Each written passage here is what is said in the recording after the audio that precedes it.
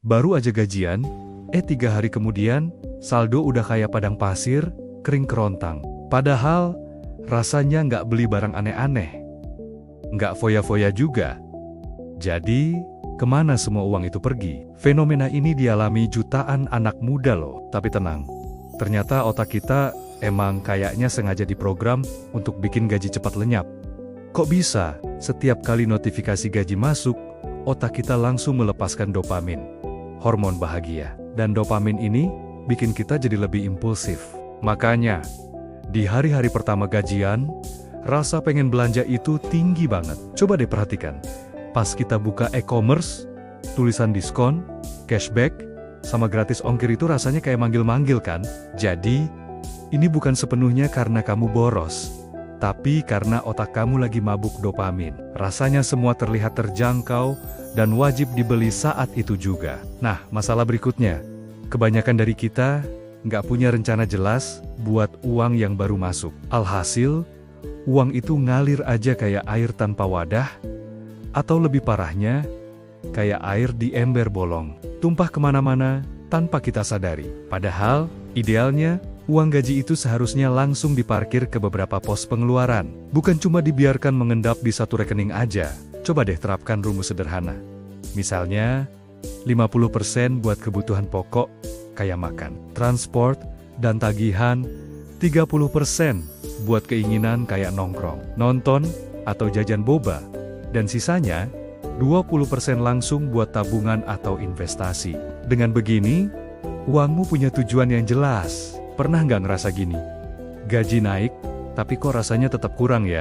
Nah, ini bisa jadi kamu kena yang namanya lifestyle inflation atau inflasi gaya hidup. Begitu gaji naik, gaya hidup juga diam-diam ikut naik. Dulu mungkin cukup makan di warteg, sekarang rasanya harus nongkrong di kafe kekinian biar bisa update. Dulu nyaman naik motor, sekarang mulai kepikiran buat nyicil mobil. Inilah yang disebut inflasi gaya hidup. Ketika pengeluaran kita naik seiring dengan kenaikan pendapatan, kalau kita nggak sadar, kita akan terus merasa gajiku kurang melulu. Padahal sebenarnya, pengeluarannya aja yang makin membengkak. Zaman sekarang, semua godaan ada di ujung jari. Mau apa aja bisa dibeli, cuma dalam satu klik. Dan yang lebih bikin pusing lagi, ada fitur bayar nanti, atau pay later. Fitur ini secara psikologis bikin kita ngerasa punya uang, padahal sebenarnya enggak. Otak kita nggak merasakan sakitnya kehilangan uang saat belanja, karena bayarannya kan nanti, bulan depan. Efeknya, kita jadi gampang banget belanja di luar batas kemampuan.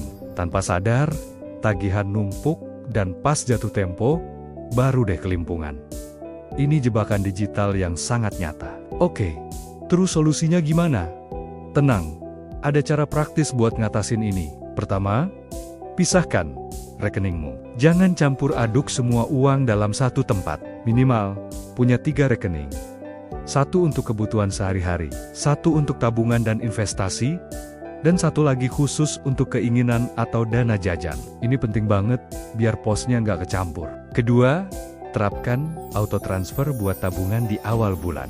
Begitu gaji masuk, langsung atur transfer otomatis 10-20% ke rekening tabunganmu. Anggap aja uang itu nggak pernah ada. Dengan cara ini, kamu nggak akan sempat ngabisin uang itu duluan buat hal-hal yang kurang penting. Ketiga, catat semua pengeluaranmu, sekecil apapun itu. Gunakan aplikasi keuangan di ponselmu, biar tahu persis kemana aja uangmu pergi. Kenapa?